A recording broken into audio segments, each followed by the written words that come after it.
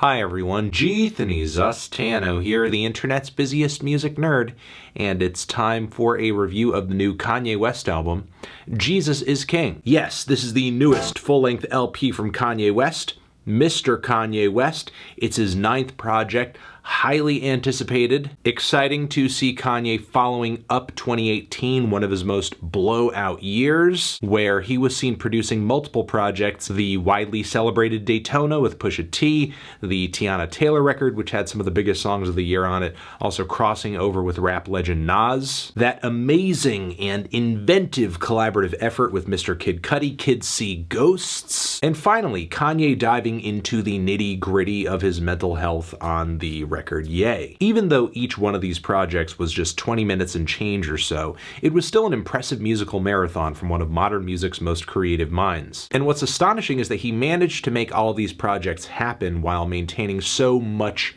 mayhem in the public eye. The embrace of Trump, the embrace of Candace Owens, one unhinged interview after another, and not keeping his bipolar disorder under wraps or in check. I just find it impressive that Kanye has managed to be so prolific while dealing with something that would undoubtedly paralyze most people personally. Anyway, even though it's a new year, and Jesus is King is a new album, this record very much feels like it is born out of this same chaotic Kanye era. Except this time around, the results are a lot less fulfilling. For one, this is another 20-something minute album, which I think was a cuter look last year when Kanye was hitting us with so much, not immediately after scrapping what sounded like it could have been a pretty decent project in Yandhi. And if that record got scrapped because of a new creative direction, because of Kanye wanting to make godlier music, how was this not the original plan? I mean, after all, Kanye has been using these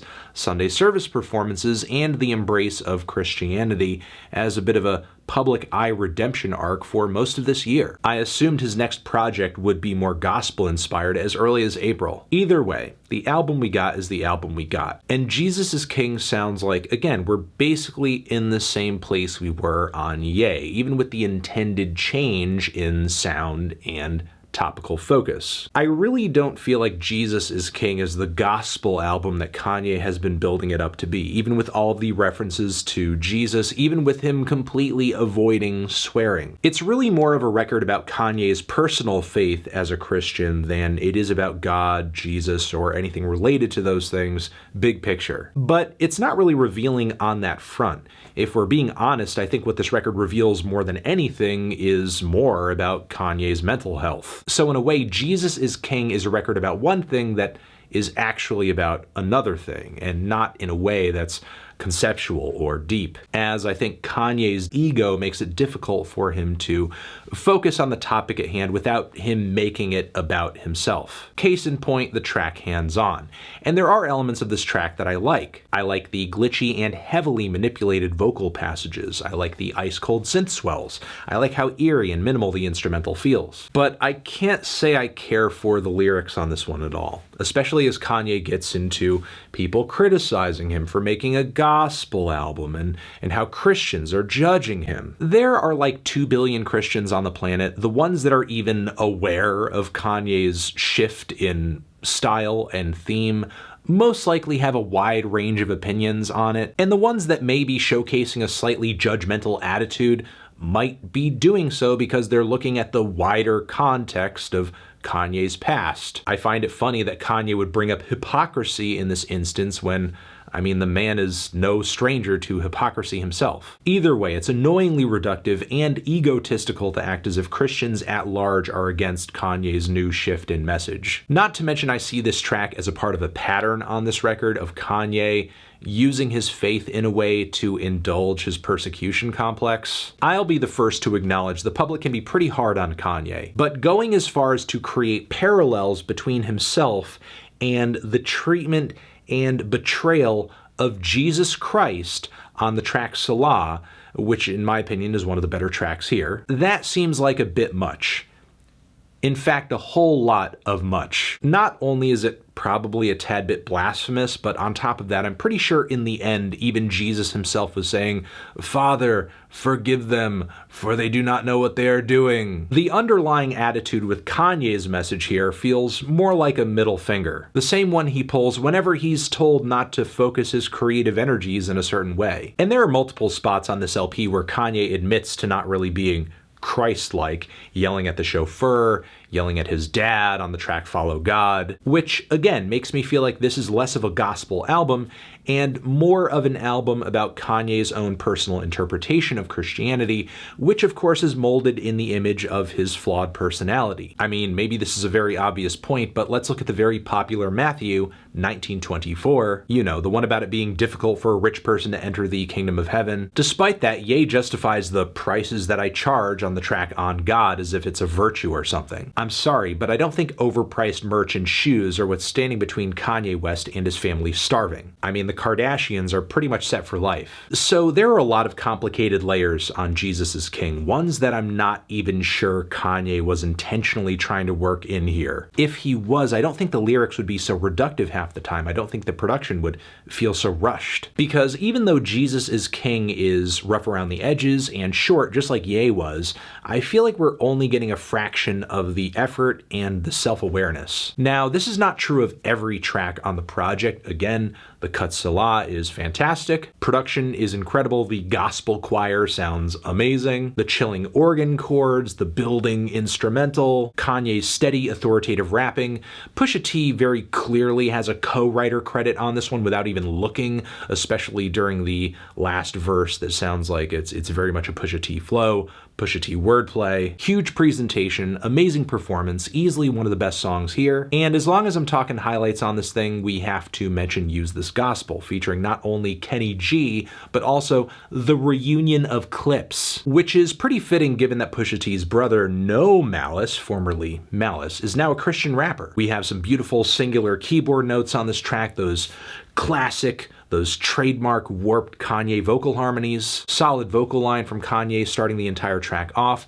The lyrics for him are a bit general with mentions of angels and heaven and so on and so forth, but still it makes for one of the more powerful moments on the project. The Pusha T and No Malice features on this track are pretty short, but they are really good, especially the No Malice part of the track. His lyricism there is impeccable, and I think in a very brief way he goes over his own transition into being a more faith-oriented artist. Also, the elegant sax solo at the end is great, and the way the beat comes back in the very last leg of the song, it's cinematic. So, great track. I mean, I wish nearly every song here featured as many fantastic musical and lyrical elements, as great a structure. And truth be told, there are elements of other songs here that I think are good, like the groove and the flow on Follow God. I wish the song developed more, but I think the energy on this one is like a mix of beautiful dark twisted fantasy and Ye. Also loving the bright shots of keyboard on the track On God. Ty Dolla $ign's vocal harmonies on the track Everything We Need are also great. But a majority of tracks on Jesus is King just leave me with a mix of either disappointment or just wanting more. Whether you're talking about Closed on Sunday, which starts off very dramatically with those acoustic guitars,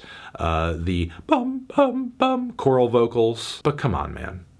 Closed on Sunday, You're My Chick-fil-A, #1 with the lemonade. Are you kidding me? Hold the selfies, put the gram away, look out for vipers, don't let them indoctrinate, which is not only an instance of projection on this song, obviously, but the lyrics on this track are so silly and just do not fit the tone of the instrumental or the song at all. How am I supposed to take this seriously? Second silliest on the project might go to When I Thought the Book of Job Was a Job. And even though there are elements of On God that I like, what I don't care for is how weak the rhyme scheme is, how one-dimensional the song structure is, how slovenly Kanye's delivery is on this track. It feels like more of a rough sketch than some of the cuts off the Yandhi bootleg. Meanwhile, the track Water has maybe the worst instrumental on the entire project. The splashy little chords, the clunky synth bass, it sounds like a bad Animal Collective demo. Meanwhile, the opening vocals just sound like Kanye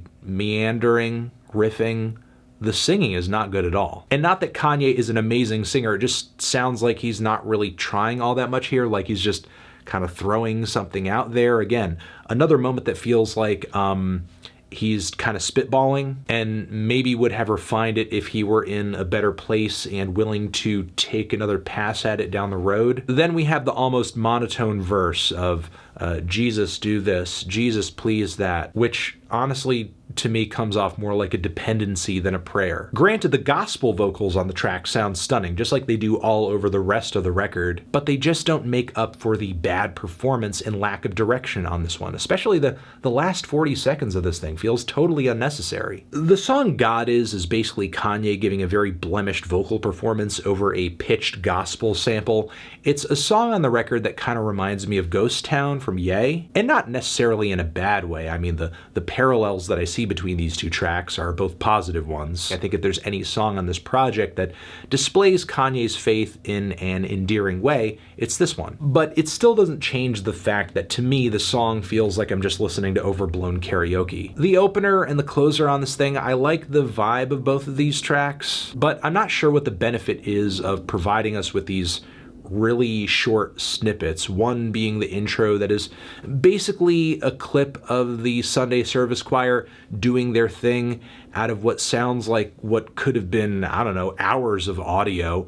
When it cuts in, it's like it's been going on for minutes prior, and when it cuts out, it's like the recorder just stopped. Again, liked what they were doing, but it didn't really flow in a way that felt like, this is an intro. It felt like, this is like a weird snippet. And it only finishes because where it was going was left on the cutting room floor. Sonically, Jesus is Lord, in my opinion, feels more like a fitting intro, with beautifully layered horns and lyrics that would be a pretty good tone setter for just about any Christian album. But it just ends abruptly before even a minute. I don't really know what to make of it, just like much of this record, honestly. It's kind of cool while it's on, and I get that I can play it over and over and over to get that vibe again if I want, I guess, but I don't think I really get enough of it to really make a call on it. So to, I guess, just stick a fork in it, I don't really care for this record. And what's really hard to acknowledge right now is that I feel like we are at a crossroads with Jesus is King.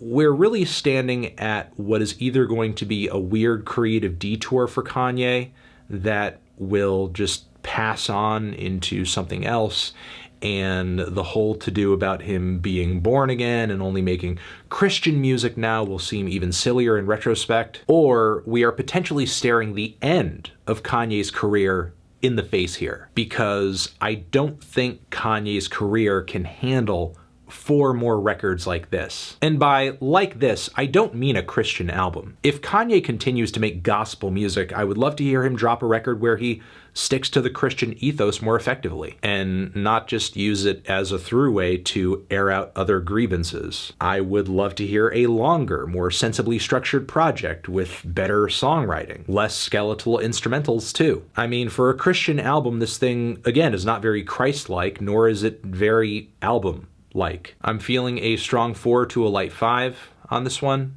Transition, have you given this album a listen? Did you love it? Did you hate it? What would you rate it? You're the best, you're the best. What should I review next? Hit the like if you like. Please subscribe and please don't cry. Hit the bell as well. Over here next to my head is another video that you can check out. Hit that up or the link to subscribe to the channel. Anthony Fantano, Kanye West, Jesus is King, forever.